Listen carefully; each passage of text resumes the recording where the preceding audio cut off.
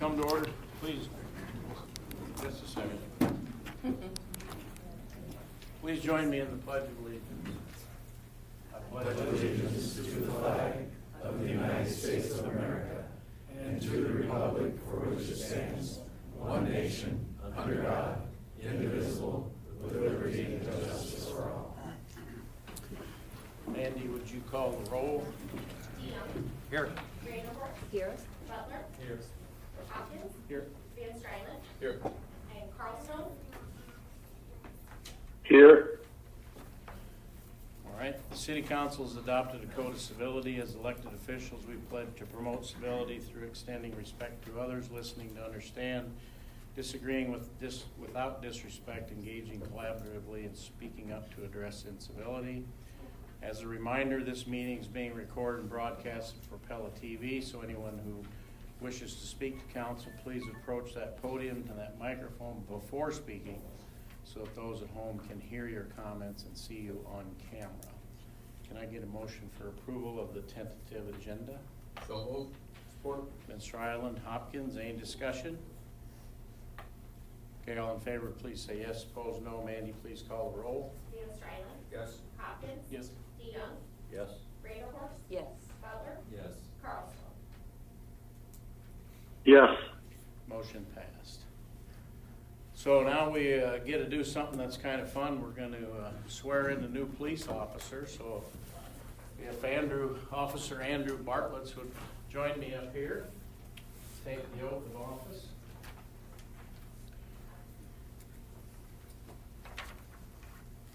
Whichever way you want to read the oath there. I'll stand here. Okay. So if you want to raise your right hand and read the oath of office, appreciate that. I, Andrew Bartles, do solemnly swear that I will support the Constitution of the United States and the Constitution of the State of Iowa, that I will faithfully and impartially, to the best of my ability, discharge all the duties of the office of police officer in the City of Pella, County of Marion, State of Iowa, as now and hereafter required by law. Congratulations and welcome. I think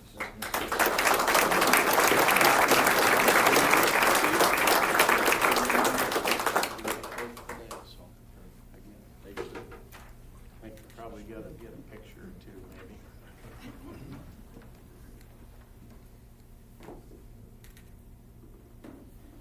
Thanks.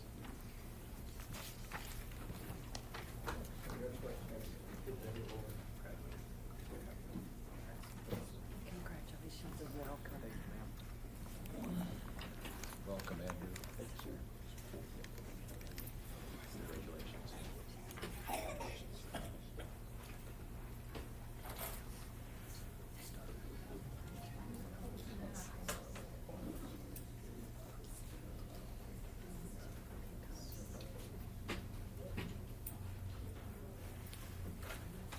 All right, we will move on. At this time, we have an opportunity for public input. If anyone wishing to address council regarding any agenda item, please step forward to the microphone, state your name and address, and please limit your comments to 3 minutes. Seeing none, we will move on. Can I get a motion for approval of the consent agenda? So moved. Support. Horst, Hopkins, any discussion? Okay, all in favor, please say yes. Opposed, no. Mandy, please call the roll. Randall. Yes. Hopkins. Yes. Van Stryland. Yes. DeYoung. Yes. Butler. Yes. Carlstone. Yes. Motion passed. We will now enter into a public hearing regarding the indoor rec center sanitary sewer improvements project bids. Mike? Yes, Mr. Mayor, I'd be happy to explain this item. For those in attendance and those watching at home on Pella Fiber, I'd like to direct your attention to the big board for a presentation on this item. As Mayor DeWard stated, we have a proposed public hearing this evening on the proposed sanitary sewer improvement project that we have that is necessary for the Pella Indoor Recreation Center. And basically what these resolutions would do is adopt the plan specifications, form of contract, as well as accept the engineer's estimated cost and ultimately award the contract for the proposed indoor recreation sanitary sewer improvements project. We do have a description of the project up on the big board, but just a brief overview of this. The lift station that is being proposed to, for the indoor rec center is this yellow highlighted area right here. This would be the private service line, the blue line right here from the rec center to the lift station. And from the lift station, we're also going to be installing a force main down to the city sanitary sewer force main on Old Highway 163 as well. So let's go ahead, please, Heidi.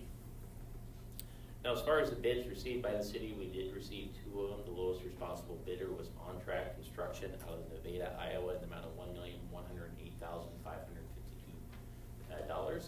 It is important to note that this is slightly above the engineer's estimate of cost, and staff, along with our engineers on this, do not believe rebidding the project will result in a lower bid on the project. So we are recommending accepting the bid this evening from On Track Construction in the amount of $1,108,000. Now, if council were to approve this resolution, the proposed completion date on the project is November 20th, 2026. And we do have a summary of the resolutions on the agenda this evening. And with that, Mr. Mayor, that concludes the staff presentation. Okay, thank you, Mike. Any written comments, man? No written comments. Council comments? There's currently facilities out there, where does that Excuse wastewater me? go? But out of the sports park, there's bathrooms, where does that wastewater go now? That is actually on a septic tank right now. So could they hook into this? That's the plan, is that they will Okay. also maybe able to look into this as well. Great, thank you. Anything else? Council? Any comments from a member of the audience? All right, I'll entertain a motion to close the public hearing. So moved. Support. DeYoung, Branderhorst, any discussion? Okay, all in favor, please say yes. Opposed, no. Mandy, please call the roll. DeYoung, Yes. Vanderhorst. Yes. Butler, Yes. Carlstone, Yes. Hopkins, Yes. Van Strylen. Yes. Motion passed. Moving on to resolution number 6940, entitled Resolution Adopting Plan Specification Form Contract and Estimate of Cost for the Indoor Rec Center Sanitary Sewer Improvements. Mike's already went over it. Is there a motion for approval? So moved. Support. Van Strylen, Hopkins, any discussion? Okay, all in favor, please say yes. Opposed, no. Mandy, please call the roll. Van Strylen, Yes. Hopkins. Yes. DeYoung, Yes. Vanderhorst, Yes. Butler, Yes. Carlstone. Yes. Motion passed. Moving to resolution number 6941, entitled Resolution Making Award of Construction Contract for the Indoor Rec Center Sanitary Sewer Improvements. Can I get a motion for approval? So moved. Support. Hopkins, Van Strylen, any discussion? Okay, all in favor, please say yes. Opposed, no. Mandy, please call the roll. Hopkins. Yes. Van Strylen, Yes. DeYoung, Yes. Vanderhorst, Yes. Butler, Yes. Carlstone. Yes. Motion passed. Moving to a public hearing on the proposal to enter into a ground lease for airport hangars with Premier Manufacturing Company. Mike? Yes, Mr. Mayor, I'd be happy to explain this item. As Mayor DeWart stated, tonight's public hearing is in regards to proposed ground lease with Premier Manufacturing Company for their hangars that are currently located at the Pella Municipal Airport. Now, as far as the key provisions under the lease, we are looking at a 10-year ground lease as well that would start, if approved by council, on October 1st. It would be backdated of this year, and it would extend till September 30th, 2035. Now, as far as the annual rent that would be paid to the city for the lease rental, would be $10,242 starting on January 1st, 2026 as well. So those are really the two key areas, and it's the area that we're looking at the airport is the premier hangars are located right here, so it's this green area that we have highlighted up on the board. And with that, Mr. Mayor, staff is recommending approval of proposed ground lease. All right, thank you, Mike. Any written comments, Mandy? No written comments. Council comments? Any member of the audience have a comment? All right, I'll entertain a motion to close the public hearing. So moved. Hopkins? DeYoung? Any discussion? Okay, all in favor, please say yes. Opposed, no. Mandy, please call the roll. Hopkins, Yes. DeYoung, Yes. Vanderhorst, Yes. Butler, Yes. Carlstone, Yes. Van Strylen. Yes. Motion passed. Moving on, resolution number 6942, entitled Resolution Approving Ground approving and authorizing execution of a ground lease for airport hangars by and between the City of Pella and Vermeer Manufacturing Company. Can I get a motion for approval? So moved. Support. Brander, Horst, Hopkins. Any discussion? Okay, all in favor, please say yes. Opposed, no. Mandy, please call the roll. Vanderhorst. Yes. Hopkins. Yes. Van Strylen. Yes. DeYoung. Yes. Butler. Yes. Carlstone. yes, Motion passed. Resolution number 6943 entitled Resolution Determining the Necessity and Setting Dates of a Consultation and a Public Hearing on a Proposed Fountain Hills 4 Urban Renewal Plan for a Proposed Urban Renewal Plan Area in the City of Pella, State of Iowa. Mike? Yes, Mr. Mayor, I'd be happy to explain this item. As Mayor DeWart stated, what we're really doing with this resolution is we're setting a public hearing date for proposed consultation as well as a public hearing for proposed urban renewal area for the City of Pella. Urban renewal areas and the establishment of them are the first step in the economic development process. This particular case, what's being proposed, is in addition to the existing Fountain Hills development. It's a 47-lot residential subdivision that's being proposed in the yellow highlighted area up on the big board as well. Now, if council were to approve this resolution, what we would do is we would hold a public hearing on the proposed urban renewal plan on November 3rd. And we'd also set a consultation date for a meeting with both Marion County and the Pella Community School Districts. That date would be October 14th. So Heidi, let's go ahead, please. Is that, okay. There we go. We can go ahead to the next slide. So let's go ahead and make sure we've covered everything. Now, overall, what's being proposed with this is economic development incentives on this. And so, again, I believe this is actually the one for our development agreement. So I'm jumping ahead of myself. So again, this is just the urban renewal plan, and that concludes the staff presentation, Mr. Mayor. Okay. Can I get a motion for approval? So moved. Support. Brander, Horst, Hopkins. Any discussion? Okay, all in favor, please say yes. Opposed, no. Mandy, please call the roll. Vanderhorst. Yes. Hopkins. Yes. Van Strylen. Yes. DeYoung. Yes. Butler. Yes. Carlstone. yes, Motion passed. Resolution number 6944 entitled Resolution Fixing Date for a Public Hearing on the proposed, did we do that one? No. All right.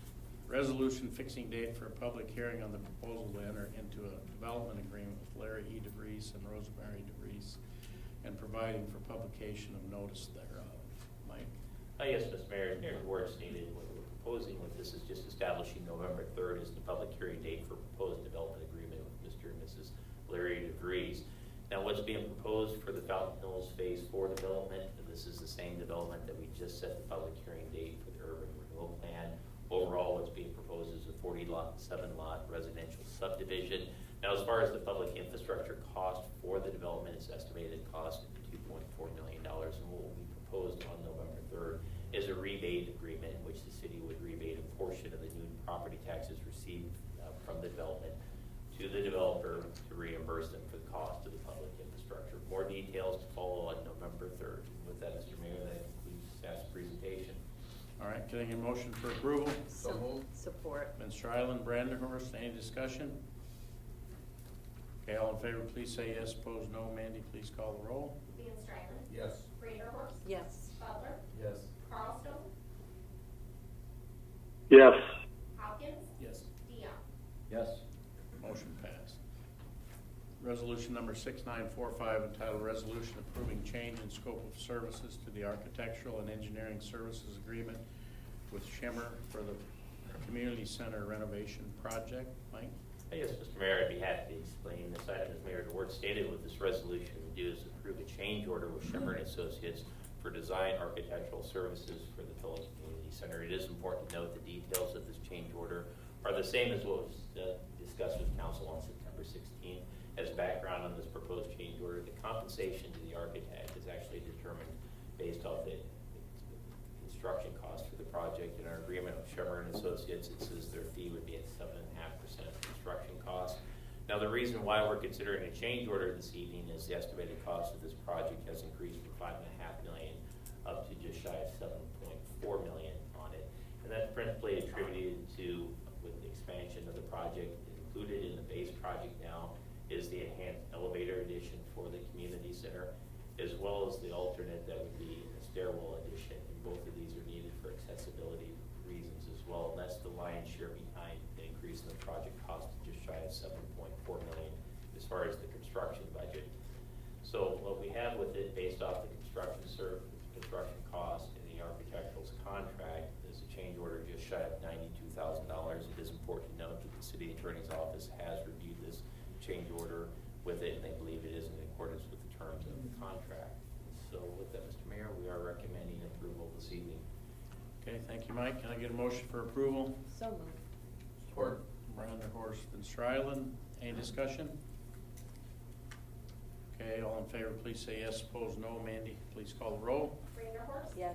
Van Strylen. Yes. DeYoung. Yes. Butler. Yes. Carlstone. Carlstone. He said yes. Hopkins. Yes. Yes. Motion passed. Resolution number 6946, entitled Resolution Authorizing Submission of an Application for the Community Attraction and Tourism Grant for the Pella Community Center Renovation Project. Mike? Hey, Mr. Mayor, once again, I'd like to direct everyone's attention to the big board for a brief presentation on this item. As the council is aware, but maybe for members in the public or watching at home of Pella Fiber aren't, is the city is planning on submitting to the Iowa Economic Development Authority a CAT grant in the amount of $500,000 in support of the Pella Community Center project with that. Now, with the CAT grant, they do ask for verification of the city's financial commitment for the grant. So what this resolution simply documents is the $5.5 million that council has previously approved as financial support for the Pella Community Center as well. And we do have additional details on how we came up with the $5.5 million, but this is traditionally what's been discussed at the council level, and as far as the support for the Pella Community Center.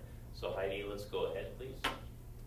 Now, as far as the overall project is concerned, we're looking at a total project cost of $8,250,300 as well. The CAT grant that we're applying for is vital, or is necessary to be able to do everything that's being proposed for the Pella Community Center as well. And once again, what this simply does is just simply documents the city's financial contribution for the project. However, it does not mandate that the city proceed with the project. It simply documents our financial contribution if the city council approves a construction contract for the project.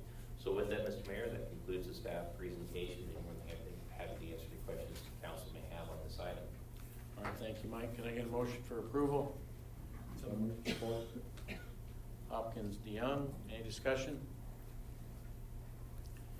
Okay, all in favor, please say yes. Opposed, no. Mandy, please call the roll. Hopkins. Yes. DeYoung. Yes. Vanderhorst. Yes. Butler. Yes. Carlstone. Yes. Van Strylen. Yes. Motion passed. Ordinance number 10077, entitled an ordinance providing that general property taxes levied and collected each year on all property located within the Fox Ridge Urban Renewal Area in the City of Pella, County of Marion, State of Iowa, by and for the benefit of the State of Iowa, City of Pella, County of Marion, Pella Community School District, and other taxing districts, be paid to a special fund for payment of principal and interest on loans, monies advanced to an indebtedness, including bonds issued or to be issued, incurred by the city in connection with the Fox Ridge Urban Renewal Area, the Fox Ridge Urban Renewal Plan. This is the second reading. Mike? Yes, Mr. Mayor, we'll try to be concise with this, since this is the second reading on this proposed ordinance, but this ordinance would actually allow the city to capture the incremental property valuations from the new homes that are being proposed associated with the Fox Ridge development. And how TIF works is, if you were to drive out there right now, this is West Pole Street. The development is actually located on this purple highlighted area. Washington Street is located right down here.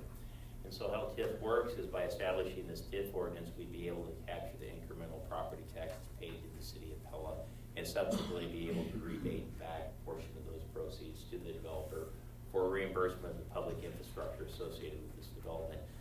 And I believe the public infrastructure was just shy of $950,000 as far as the estimated cost on this. So we'd be collecting taxes on the development and rebating back a portion of those to the developer to reimburse them for the cost of the public infrastructure that is currently being constructed.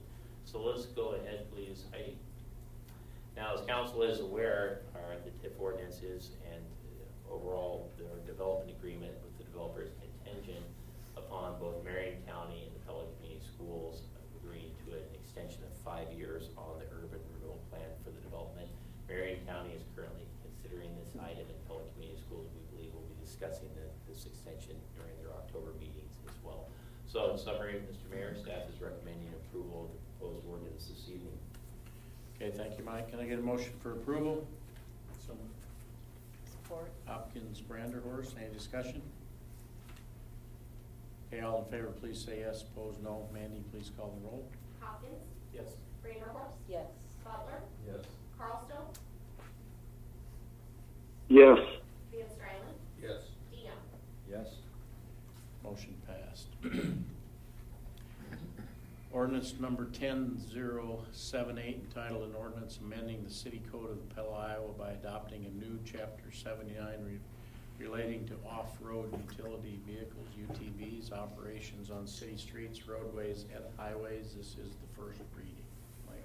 Yes, Mr. Mayor, I'd like to state, considering this ordinance this evening, this is basically the same ordinance that the City Council reviewed on September 2nd. We do have one key change that we'll be highlighting in the proposed UTV ordinance this evening, but listed up here as a summary and included in the staff pack and the council packet, as well as a summary of the proposed ordinance. Heidi, let's go ahead to the key changes that we have. Again, this is just a summary of UTV regulations, not only in the state of Iowa, but the proposed ordinance that we're considering this evening. So let's go ahead, please, Heidi.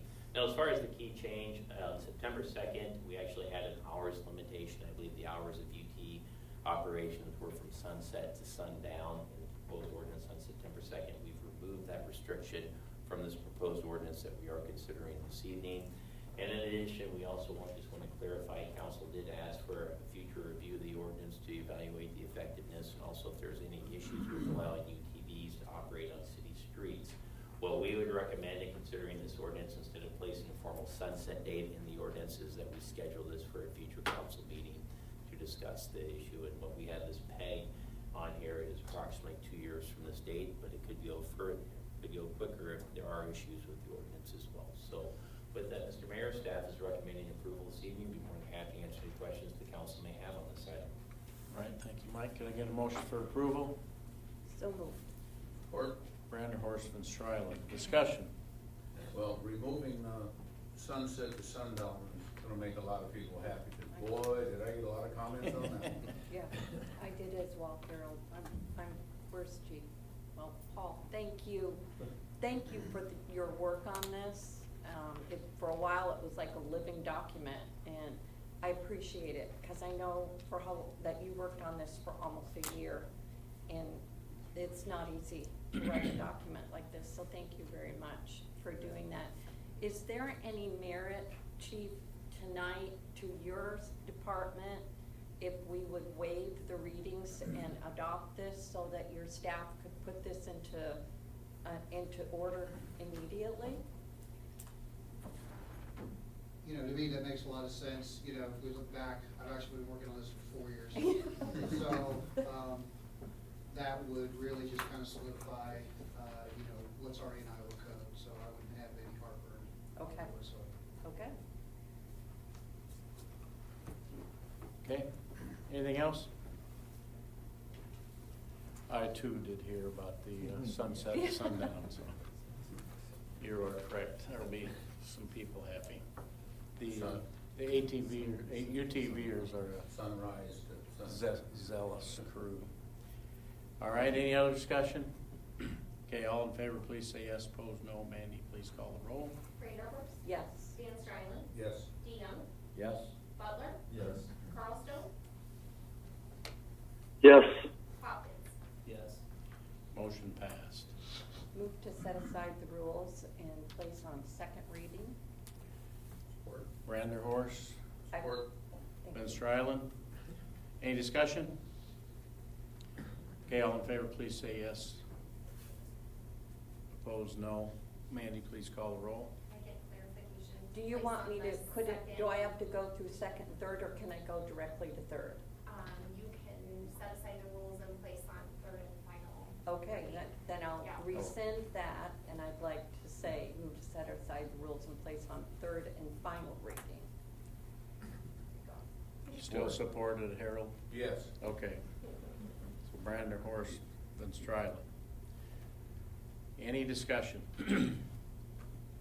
Okay, all in favor, please say yes. Opposed, no. Mandy, please call the roll. Vanderhorst. Yes. Van Strylen. Yes. DeYoung. Yes. Butler. Yes. Carlstone. yes, Hopkins. Yes. Move to adopt. Support. Brander, Horst, Van Strylen. Any discussion? Okay, all in favor, please say yes. Opposed, no. Mandy, please call the roll. Vanderhorst. Yes. Van Strylen. Yes. DeYoung. Yes. Butler. Yes. Carlstone. yes, Hopkins. Yes. Motion passed. Can I get a motion for approval of abstract of bills number 2184? Move to approve and issue warrants. Support. Brander, Horst, Van Strylen. Any discussion or questions? Okay, all in favor, please say yes. Opposed, no. Mandy, please call the roll. Vanderhorst. Yes. Van Strylen. Yes. DeYoung. Yes. Butler. Yes. Carlstone. yes, Hopkins. Yes. Motion passed. Any council member have any other business you'd like to have addressed this evening? Any member of the public have any other business you'd like to have addressed or like to address us with this evening? If so, please step to the microphone, state your name and address. Please limit your comments to 3 minutes.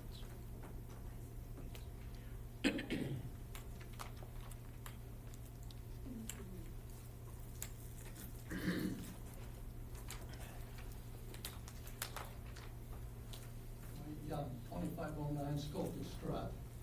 The former Pella Corp Child Care Building on South Main, which was supposedly being remodeled for the city offices, I haven't seen any action there for the last couple of months. What's going on there? Contractors requested a change order that council will be discussing here very soon at a future council meeting on it. We're currently in the process of evaluating the change order. So what's the schedule for completion of the building? Yeah, that's being worked at with the contractor right now as a part of the change order request. Will this involve additional money? Most likely it will, yes. It's, the need for offices doesn't seem to be very pressing. I'm a little concerned about it.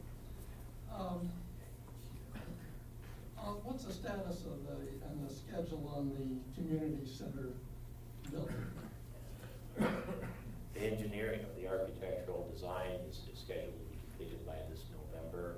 It's anticipated if the project proceeds, the council could be authorizing construction bids early in 2026 for the project. We anticipate construction on that project could take anywhere from 12 to 18 months from that date. All right, thank you. On the Starbucks location, I hear the city's holding that up. They're waiting for some city approvals. Well, as far as that project is concerned, the city has a development agreement, and under the terms of the development agreement for that site, the developer is responsible for their share of the upgrade on West 9th Street, as well as dedicating the sanitary sewer line to the City of Pella.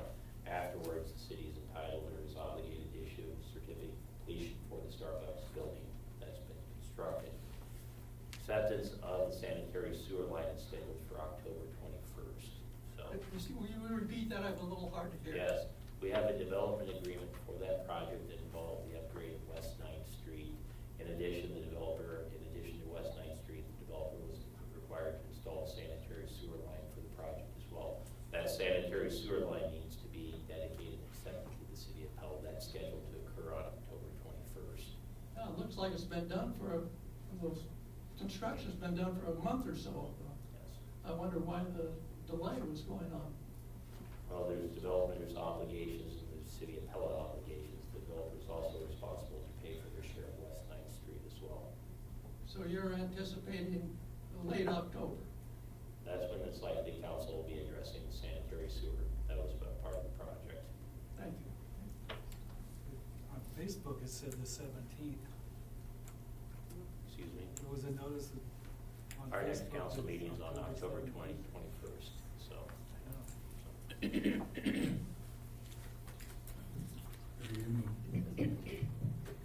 evening, Bruce Skibout, 760 218th place. Just a couple things. Living and working in close proximity to Washington Avenue, was very encouraged that we are taking the development and the bike path and looking to move forward on that. I travel that quite a bit, and I have seen some quite alarming situations with young children on bikes, junior hires on bikes. So I'm just glad, and I know it was put on a list for priority, and I would urge you to put it toward the top of the list so we don't have accidents or fatalities. 'Cause it's a dangerous place for a pedestrian to go up and down. Then one other thing quickly, have we looked to pursue our S1 seat contract with Missouri River? I had someone affiliated with Missouri River touch base, and I was just wondering what the status of that S1. I think I thought we had a 10-year sunset on that, or after 10 years we could apply. And Mr. Skibout, that's a very good question. It's one that I'll have to follow up with the electric utility and get back with you on the answer. And I think what Mr. Skibout's referring to is eligibility, to have a member, to be eligible to have a membership or a place on the board of directors, to have a representative from Pella eligible to serve on the board of directors for Missouri River on it. But I'm unsure what the latest is as far as the board, because they have to amend their bylaws on it as well. So we'll get an update on that. It sounded like it would be fairly well received at this time, so just. Good question, yes. I know you don't have anything else to work on. Thank you. Anyone else?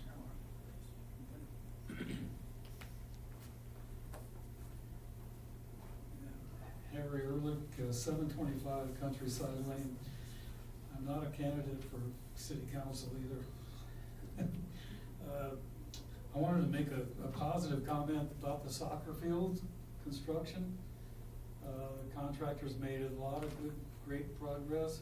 They're now planted and they're watering, and grass is coming up. It's looking really good.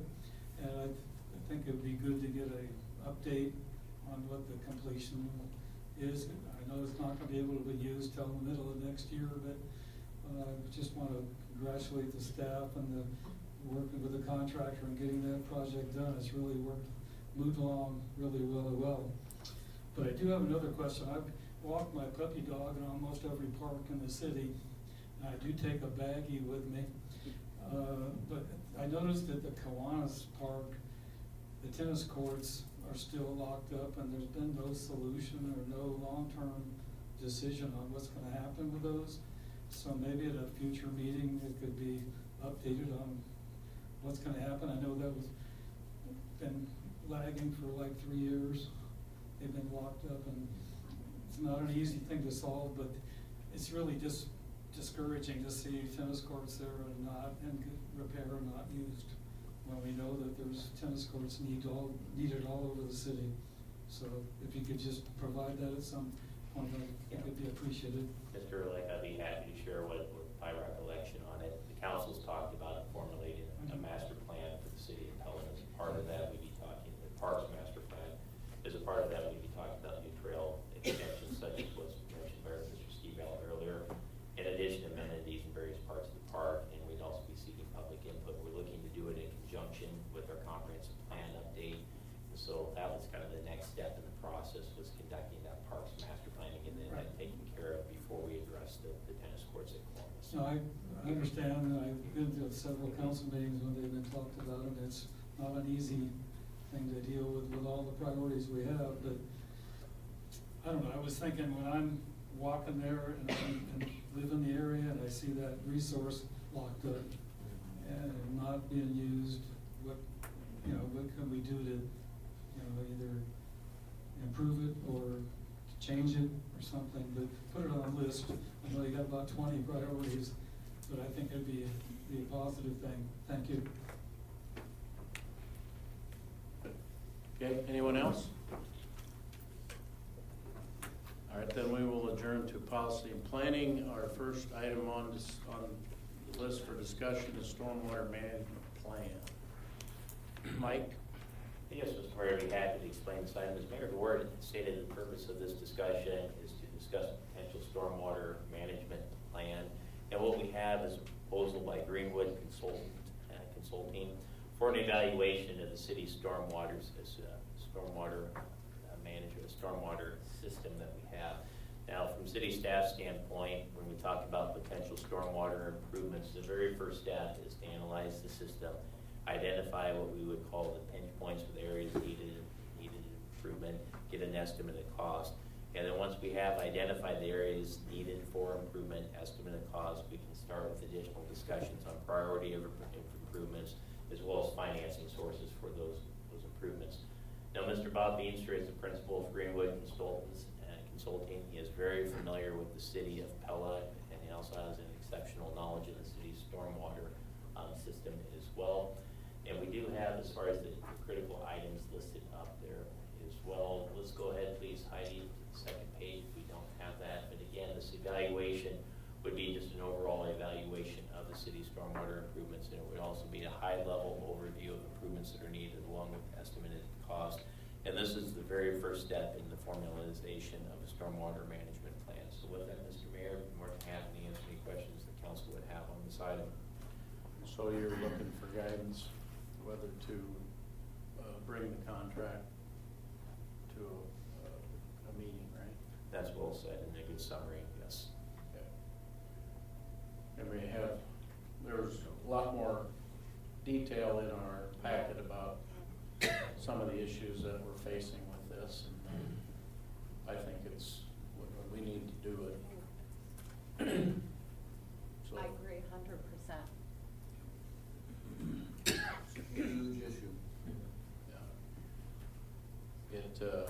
I was struck by, I think, what year was it, 2004, or that some of the rules changed so that any new development, a resolution of stormwater, because we have a lot of old developments in town that have no, and the key in there is, it's easy to sit here and talk about the cost to each homeowner that lives in those areas would be a lot. And so I think any new development since that time, stormwater is taken care of and considered. So our areas in town where water gets in basements and stuff, those are those old developments where there was not proper infrastructure when they were developed. And I think that's part of the reason why development is much more difficult, much more expensive today than it was then. And so I think it's good for us to work with developers the way we have been to help make sure that they can do these developments because the cost of it is significantly higher. You see what happens 30 years later. You've got a bunch of homeowners with a big water problem. It's very, very difficult to do anything about without a lot of money. So I think it's interesting in the reading here that there's still a lot of homes that pump their septic into not their septic, but their sump pump into the sewer system, the sanitary sewer system.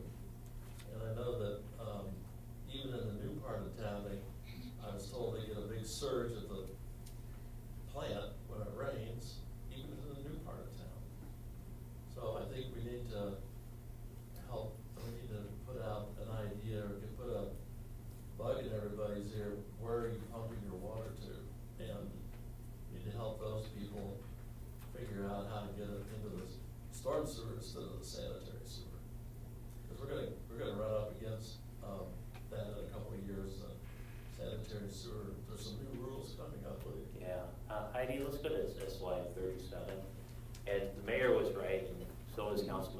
Butler, there's a considerable amount of information published in the packet. And in the element of time, I kind of slimmed down tonight's presentation, maybe prematurely, but I have all these slides in back. So what was referred to by both the mayor and Councilmember Butler is what's called infiltration and inflow. And basically in the older part of Pella, which is a considerable amount of our stormwater system, but in the older part of Pella, we have direct connections to the sanitary sewer. The diagram that we're showing up there shows in this typical house in older Pella where we have sump pumps connected to the sanitary sewer, we have rough drains connected to the sanitary sewer. And this was fairly common in Pella for a number of years until recent development codes on this. Now in the newer developments, as Mayor Ward stated, what we have is regulations that requires developers to put in what's called secondary storm sewer. So they put in storm sewer pipe that's in the public right of way, and that's where all the stormwater discharge from new developments occurs. Now what Councilmember Butler was referring to is the high level that goes through our wastewater treatment plant. With this number of connections that we have that it goes directly to the sanitary sewer with stormwater, a typical rain event, not typical, but if we're looking at potentially a 3 to 5 inch rain in Pella, on a typical day we process right around 1.5 million gallons at our wastewater treatment plant. On a typical 3 to 5 inch rain, we could be up to 10 times that amount what gets pumped through the wastewater treatment plant, plus our 2 equalization basins on the sanitary sewer system side of things.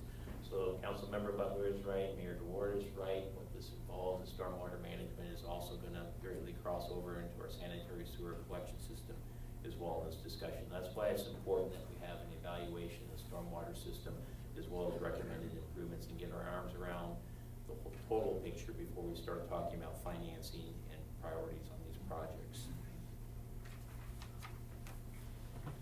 Okay, anything else? All right, Rotary Park Ball Diamond Restoration Proposal. I believe I saw Bob Zylster's name in our packet. You're here to talk about that, or you want to talk about it first? Or Ready for me? Well, I'm ready for you. All I was going to turn the floor over to Mr. Bob Zylster on this. So my Bob's handing down his information. It is important to note that Mr. Zylster did present this concept or proposal to the Public Game Services Board, and they were in favor of upgrading the ball field facilities as well, and that's why we're here to talk to the City Council this evening.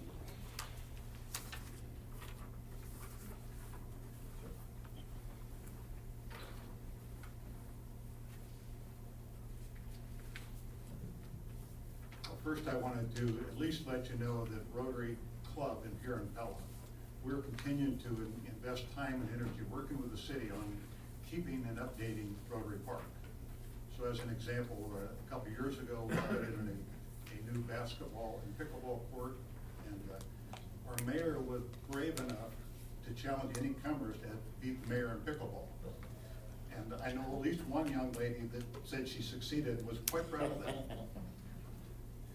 But at the same time, the city's been doing, there's been a failure in one of the swing sets out there. The city's made arrangements to bring in a replacement swing set, and I think that'll be installed yet this year.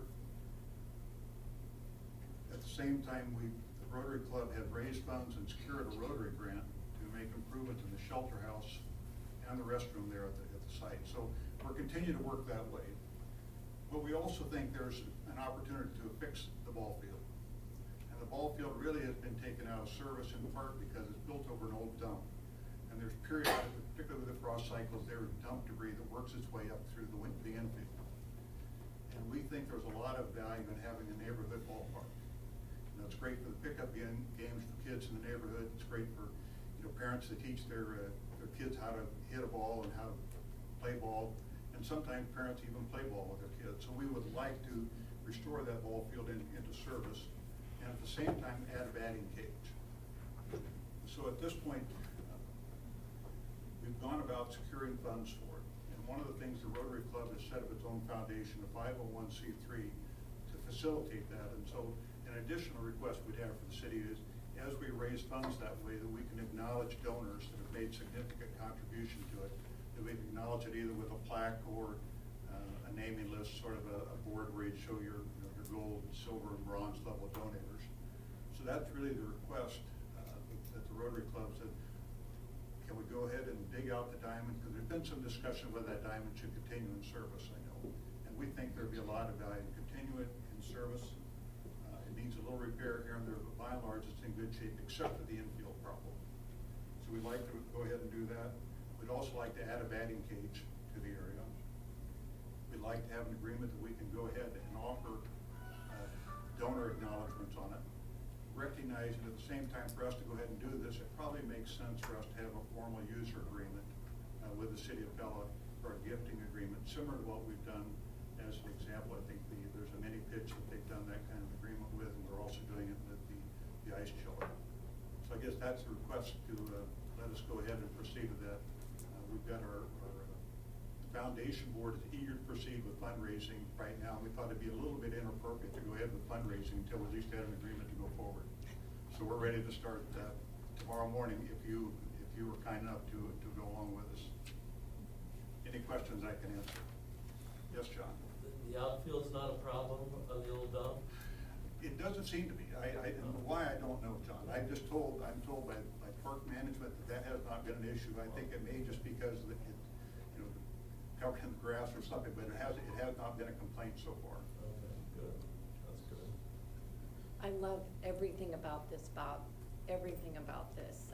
I just love when organizations come and they have a plan and they walk alongside of the city. And I love the fact that you use the word neighborhood, and I agree with you. I think that ball field, you played on it, I played on it. There are some things that just need to be kept, and I just love this project. I want to thank you for bringing this forward, and thank your organization for coming up with this. And batting cages, what I'm hearing, is a huge need. So that neighborhood is very lucky right now.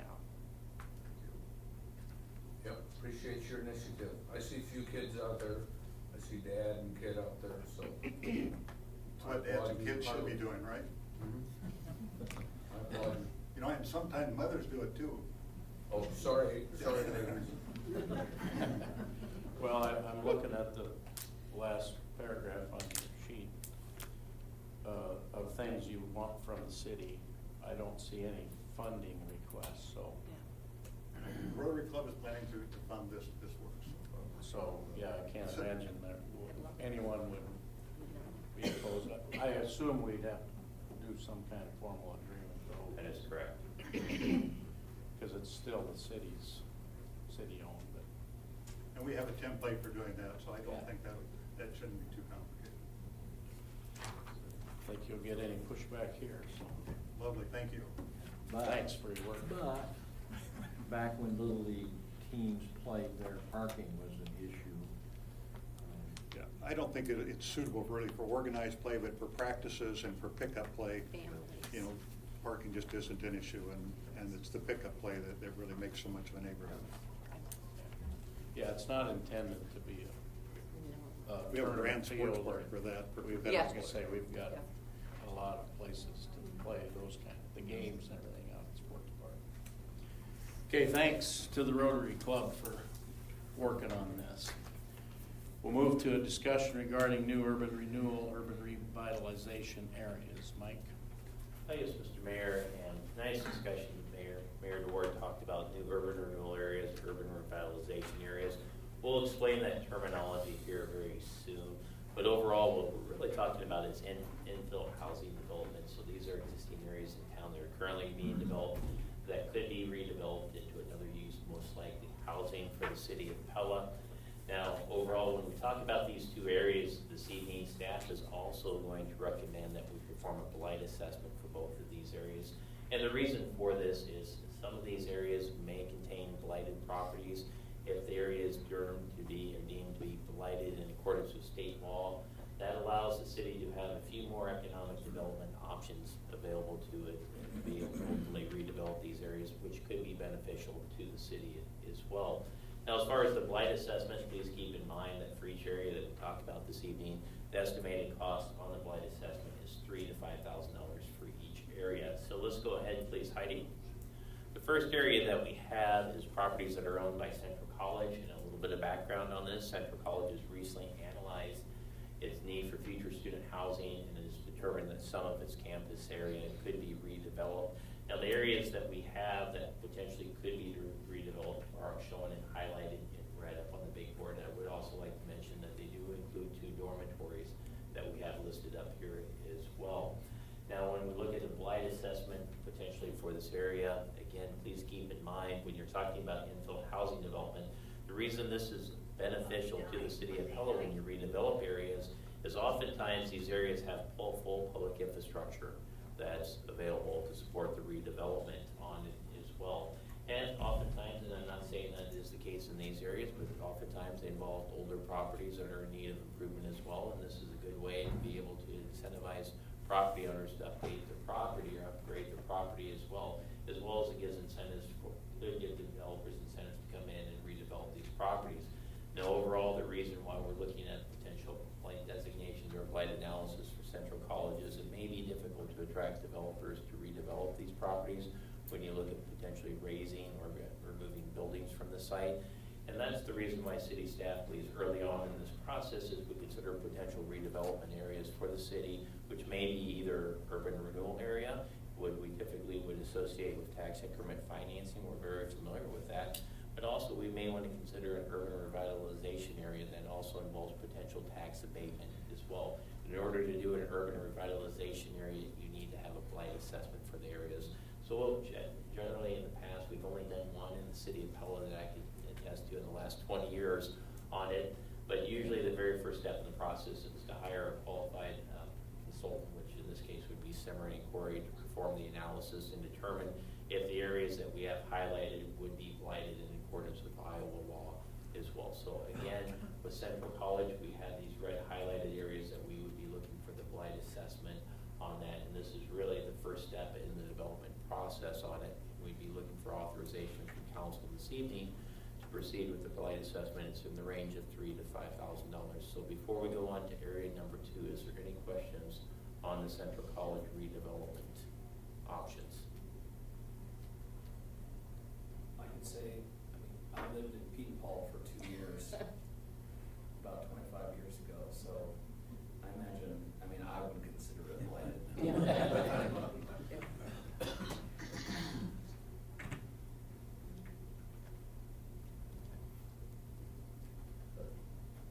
Okay, well, let's go ahead to area number 2 that we have. And again, we've already covered a lot of this when we talked about infill housing development. And this is more, the second area is more of a residential area that we have that contains some older homes that may be considered blighted under Iowa law. But let's go ahead and show the area if we could, Heidi. And the area that we're referring to is commonly referred to as the Huber Street area. It's this red highlighted area. Now, once again, there are some homes that may be considered blighted under Iowa law as well. So we'd be looking at an evaluation for this area. But it's been my experience when we talk about a residential area, potentially trying to encourage development in there. A lot of times these projects, when you talk about redevelopment in these areas, they're smaller projects, and it can be cost prohibitive to do a formal economic development agreement for each and every project that could be as far as a redevelopment. So by going through a blighted assessment early on in the process, one of the advantages to urban revitalization is tax abatement. Is we could have a tax abatement program in this area for areas that would qualify for redevelopment, that would allow for any type of improvement that goes on in this or increased valuations, they could be eligible for tax abatement. Other communities have had success with urban revitalization areas, and it's led to redevelopment in their community. A couple other things to keep in mind as we talk about the blight assessment for this area. For a long time, we've talked about the Oskaloosa Street corridor, the development of the Oskaloosa Street corridor. We're currently in the process of having a committee that's been appointed on the Charles S. Farber Park project. That's on the south side of Oskaloosa Street from this area as well. In addition, we've also appointed a neighborhood revitalization committee that would be responsible for proposing to council a grant management, a grant program for our LMI funds. LMI funds could be available for areas such as the Huber Street area that we have here as well. So we thought, in looking at the blight assessment on this area, that this area also makes sense initially to conduct a blight assessment. And we're looking for authorization from council to conduct that blight assessment. The estimated cost of the assessment would be between $3,000 to $5,000. And with that, Mr. Mayor, we have to answer any questions on the proposal. Okay, direct staff to start the blight assessment process, if we in agreement, which I think would be good in both of these areas. Is that cost per area that's done? So this is one area, the other one's $70. Okay. So we'd be looking total between the two of them, $6,000 to $10,000. I think that when we look at areas like this, I think that, I hate the word blight. I think you have to substitute the word opportunity. This is a new opportunity for an area. This will encourage restoration, rehabilitation, and it will allow it will allow homeowners to be eligible for financing, to be eligible for tax abatements, that unless we do this, they won't be able to have this. So this is an amazing, unique opportunity for both of these areas to be able to, as Bob is doing with the neighborhood ballpark, to breathe new life into neighborhoods. We're not going in with bulldozers, as most people think with blight. We're going in with opportunities. And we need to have the blight assessment in order to access these opportunities. So I don't want people to think we think their houses are substandard. Those are their homes, and we want to help neighborhoods develop in both of these areas. Yeah, we have to call it a blight assessment, but the minute the blight assessment is done, then it becomes a revitalization Yes, area. and that's why the committee was named that. Yes, thank you, Don. There's a number of individual properties around town that are definitely candidates for opportunities. How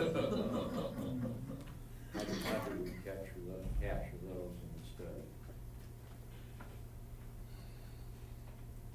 Well, what we're trying to do is just, if there's other areas that council would like to evaluate for But looking the at. problem is it's property here, property there. There's one down by Kiwanis Park. But that's the difference, if you don't mind, that when you talk about an opportunity area, it has to be demographically flattened out. It can't be just one house there. It has to be a neighborhood in its entirety. So that's why you see the rectangle. We just can't go in and do a polka dot thing. So that's the bad part about blight areas. But that would, perhaps there would be other opportunities. I think we, last I saw, I think we have about $61,000 already Yes. in our LMI fund, and we'll be collecting significantly more of that as these developments that we've been doing TIF on. I think what you're talking about, Lynn's working on that with a group Yeah. to some kind of individual revitalization of properties using that LMI, those I got LMI you. funds. So I think we can do both. I do too. We have a pretty good group. I think they'll be able to handle it. Okay, so I think staff is, or council is saying start the process. Thank you. All right, next item on our list is proposed commercial and industrial urban renewal areas. Okay. As Mayor DeWard stated, separate from revitalization areas and opportunities for redevelopment of residential areas on here as well, we want to talk about commercial and industrial areas that could lead to further development for the city of Pella. And tonight we have, as what I would best term, a concept plan that we have, and that would be the formation of new commercial and industrial urban renewal areas. And the goal of this, and some of the objectives that we have of this new tax increment financing district or urban renewal areas, would be to leverage the strength of the city's commercial and industrial economic base. We'd also be looking for the ability to provide incentives for new commercial and industrial development. And we also look for a potential option for financing several street and infrastructure projects for the city of Pella. We have these on a map here very soon, but I would also like to state for the record that this is not a new concept in the city of Pella. For those of the members that have been on the council for some time, Councilmember DeYoung, Councilmember Van Strylen, back somewhere right around 2006, 2007, we actually did this very same concept where we formed new urban renewal districts and we linked them via the public right-of-ways to finance infrastructure improvements in the city of Pella. Worked very, very well for the city traditionally, and that plan did. Especially the key thing is urban renewal districts tend to have a shelf life of about 20 years. So all of our existing or former TIF districts have largely expired at the city of Pella, and that's why we're proposing the formation of new commercial and industrial urban renewal districts that we're talking about this evening. So let's go ahead, please, Heidi. Now, when we talk about this, please keep in mind that this is just an initial concept plan. It's likely going to change, and we're looking for just the initial answer any questions that council may have before we start working with legal counsel and forming these areas. But what we would do is we'd start off with an existing urban renewal area. This would be the Lele area. We would link it via Old Highway 163, what's in the city limits. And we'd actually extend this up and capture the new University Street extension as well. And so that's a project that we are currently in the process. We're planning on bid letting next year for it. We'd also capture the Vermeer campus that we have as well. And then we would link that district, capture the new industrial development that we have down here, and also extend up along Oskaloosa Street corridor for any commercial properties that may abut the Oskaloosa Street corridor. Once we turn the corner and go on Main Street, we would link that district to the Central Business District. As council is aware, the current capital improvement plans for the city, we have renovation of the city's downtown scheduled to start the year 2030. Taxing urban renewal or TIF financing could help support that reconstruction in the city's downtown as well. And then we would turn the corner, actually proceed up to Washington Street, head out and link up to the West Town urban renewal area that's in existence right here, and also capture the Walmart area with the new TIF district as well. So again, that's a very high level overview of what we would have, but in essence what we're proposing is to form additional urban renewal areas that would be commercial and industrial with the purpose of incentivizing new commercial and industrial growth, as well as financing major street improvements as well that are needed inside the city of Pella. So before we started this process of working with legal counsel and we started having action items show up on the council agenda, we wanted to make sure we addressed any questions that council may have on the process or what's being proposed.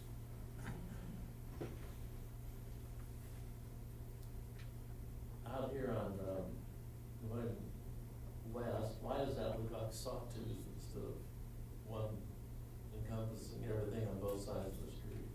The purple area? No, the yellow hash area. Out west. And going west out of, that'd be. From the square? Washington Street going west. What we try to do is just to capture the properties that the commercial areas have butted up to.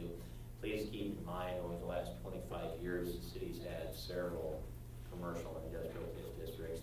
And the rule is, once these districts expire, you can't form the same urban renewal district once again. It has to be somewhat different. So this odd-shaping looking map up here, the reason for that is this is a different TIF district over what's been previously approved by the city council, which has expired inside the city of Pella. So.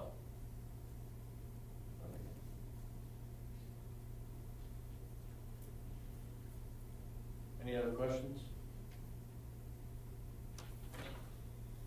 Okay. We'll move on to proposed revisions to the solicitation ordinance.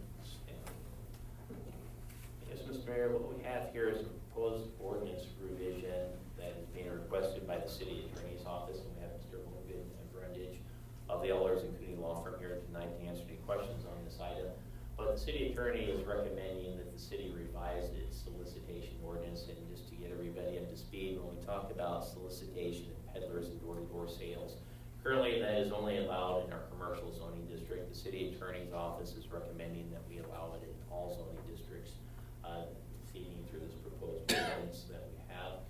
Now, what's being proposed with this ordinance is that, A, we would change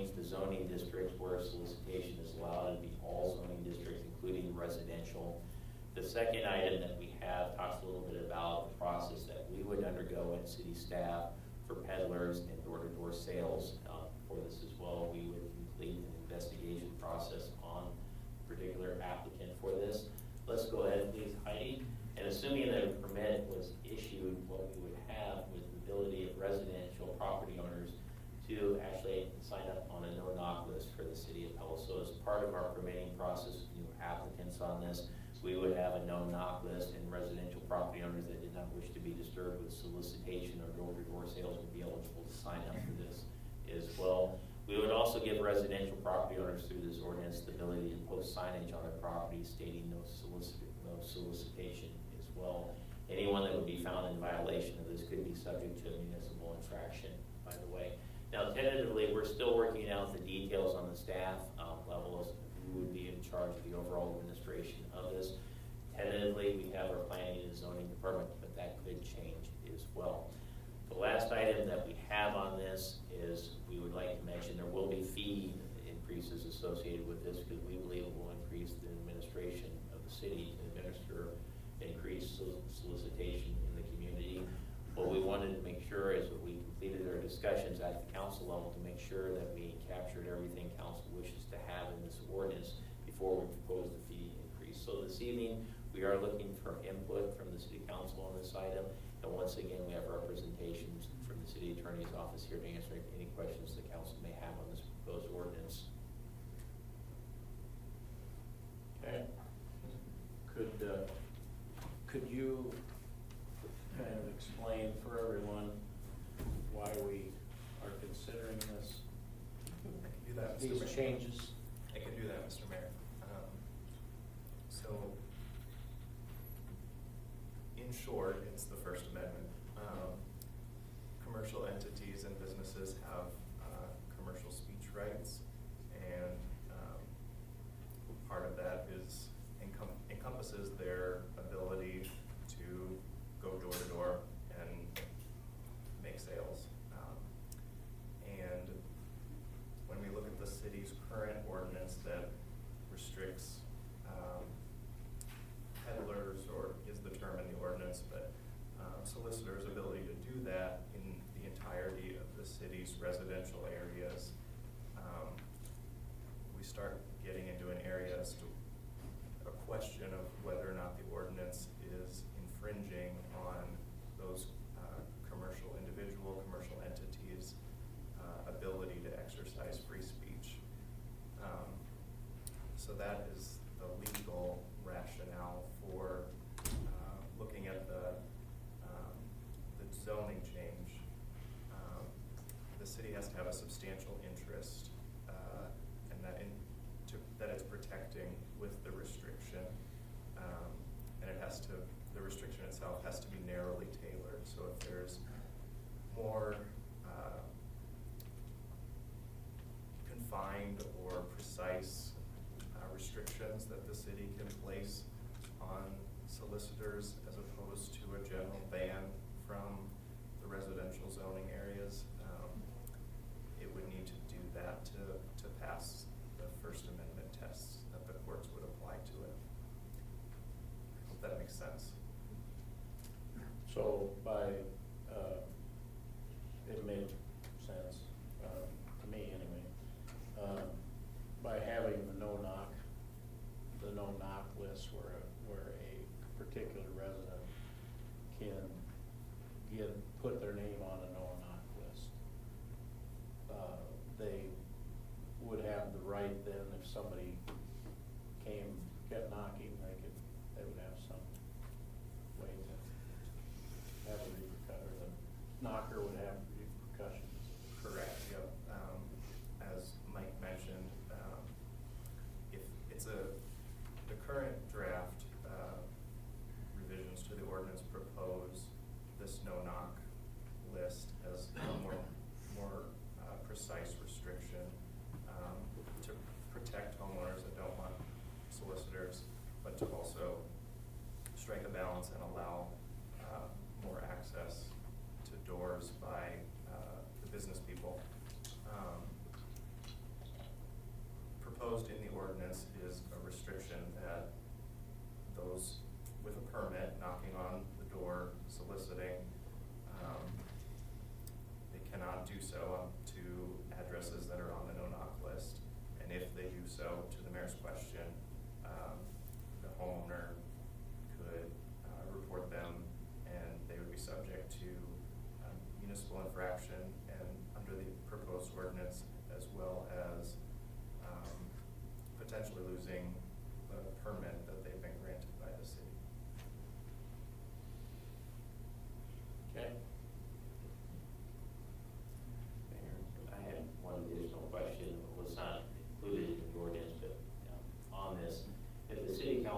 into too, as far as the solicitation, could they put hours of limitation when the solicitation could occur on that as well? Currently, I don't believe there's any hour limitations in the ordinance. That's correct. So if you want it, we can take that direction as well back to the drafting, but right now there are no hours of limitation on the solicitors entering into residential areas. If the city wanted to restrict it from 8 a.m. to 8 p.m. or 10 a.m. to 8 p.m. or something, it would be reviewed under, if a court looked at it, is this reasonable? Is it, protecting the city's interests in protecting public health, safety, welfare, et cetera.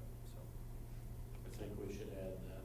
Yeah, I agree. I think it's very reasonable to put some hours on it.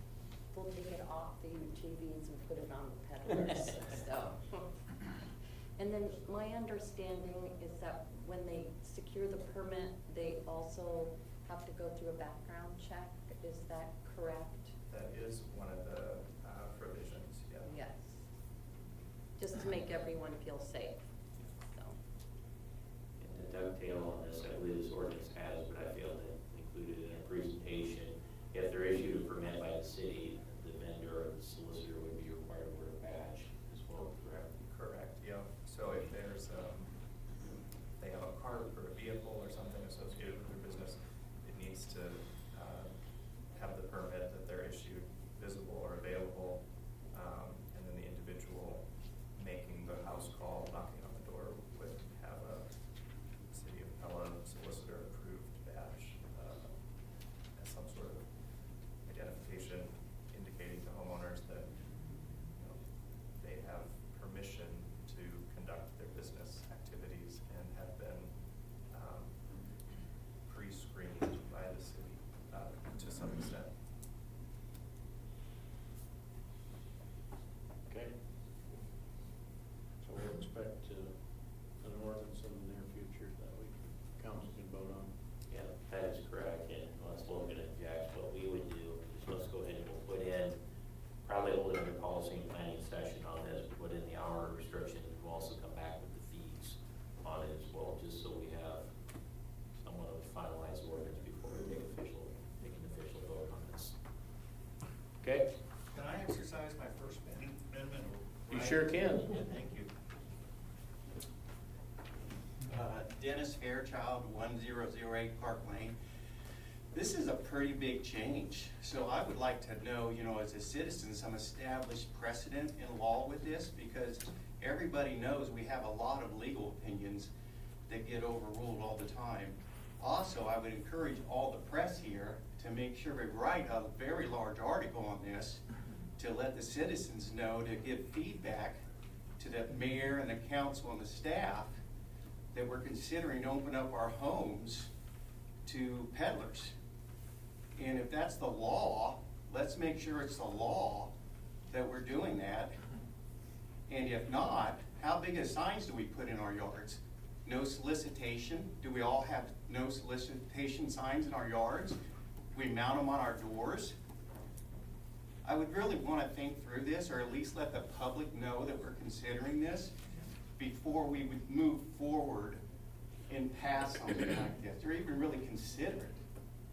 This is just pretty big. I was actually a little shocked by it when I read the package tonight. Okay? We'll move on to update regarding partnership with Marion County. Okay. As Mayor DeWard stated, tonight's session is just an update on staff's discussions with the Marion County supervisors on the 3 areas that we have up on the big board. So currently, we did discuss with them a proposed extension on our current redistribution agreement. We also discussed providing a local match for the Enhanced Iowa Grant application for the Pella Community Center project, as well as the cost sharing agreement for the University Street Extension project. So let's go ahead and pick these off one at a time. We want to go ahead, let's go ahead with the lost redistribution agreement. Council is well aware of the background, how this started, and the need for it. And in summary, the City of Pella, when we talk about local option sales and services taxes, We generate 65% of the sales tax revenue in Marion County.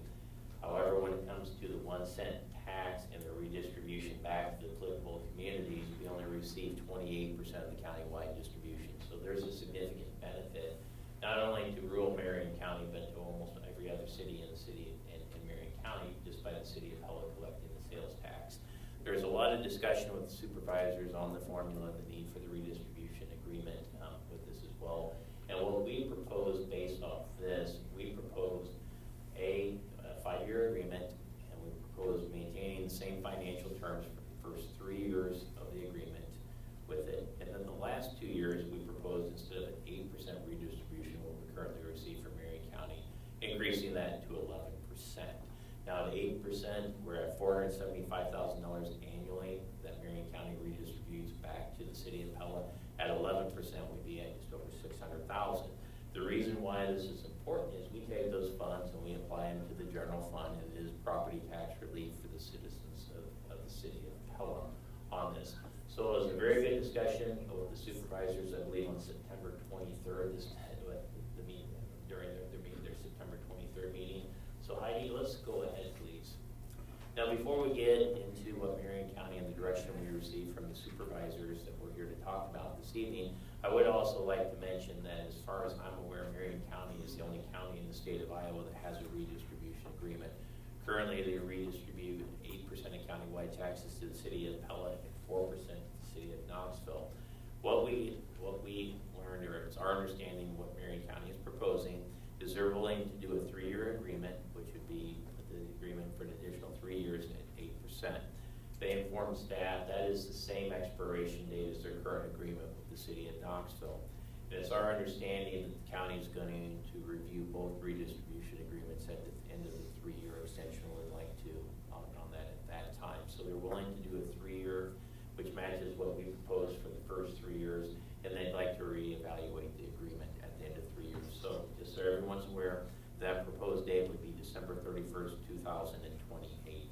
Now, in preparation for this, what we are recommending this evening is accepting the Marion County proposal. But B, before we get to December 31st, 2028, we think it'd be wise, and we wouldn't be proposing hiring a consultant, because we feel that we can actually give a lot of the information. Council's free to hire a consultant if we'd like to. But we think there ought to be an evaluation on the impact of the local option sales and services tax, not only in the City of Pella, but also in Marion County as well. So that'd be good information for the supervisors as they reconsider both the City of Pella's redistribution agreement and the City of Knoxville. So with that, Mr. Mayor, we're looking for direction on whether to accept Marion County's proposal, which would be a 3-year, same financial terms, 3-year extension on the redistribution agreement at its current 8% with the City of Pella. That amounts to about $475,000 annually with the City of Pella.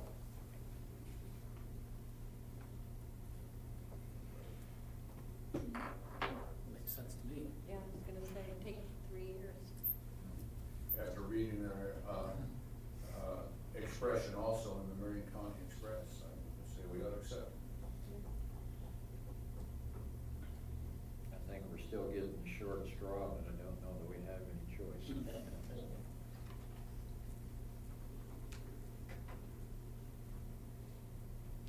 Okay. Sounds like Accepting the proposal will be supported. Okay, thank you.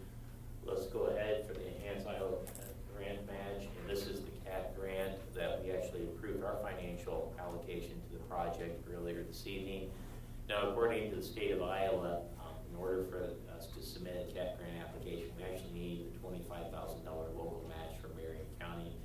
After discussing this issue with the supervisors, the county is willing to provide the $25,000 local match for the project. We're planning on presenting that, or asking for formal consideration on their October 14th meeting on that. So again, if there's no concerns with that, we're going to proceed with formal consideration on October 14th. Alrighty, let's go ahead and talk about the last item that we have. As council is aware, we're planning on extending University Street in 2026 from 240th Avenue out to 250th Avenue. Geographically, if you look at the footprint of that road and the right of way, about 16% of that road is in Marion County. We have an estimated cost of the project at $6.1 million. The University Street Extension's been in the city's comprehensive plan for several years. It is an important transportation extension. What we proposed was a partnership with Marion County in which they would pay for the percentage of the road that was in Marion County. And the takeaway that the city staff had, the feedback that we received from the supervisors on this is they informed staff that they're not in the position financially to support this project. So again, it's more of an update that they are unwilling to financially contribute to this project. I'd be more than happy to answer any questions from my perspective of the discussion, but that was the takeaway that staff received. I guess they said, we have a way to the sports park and so on, but they don't wait in line to get in or not.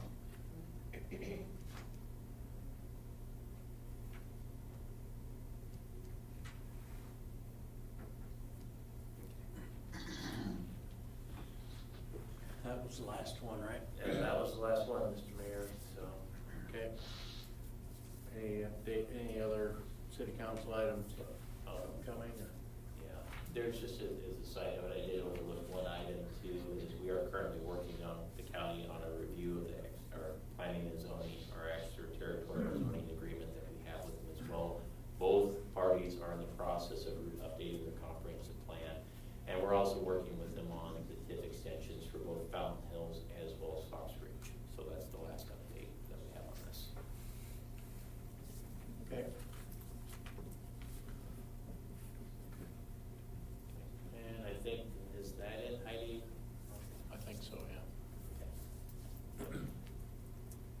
As far as project updates, we will be having a discussion in the near future on private water service lines. It's lead water service lines in the community. What we're looking for is waiting direction. There is that law or that mandate by the Iowa Department of Natural Resources and the Environmental Protection Agency is being challenged. So once the litigation is through on that, we have firm direction on a discussion at the council level on that as well.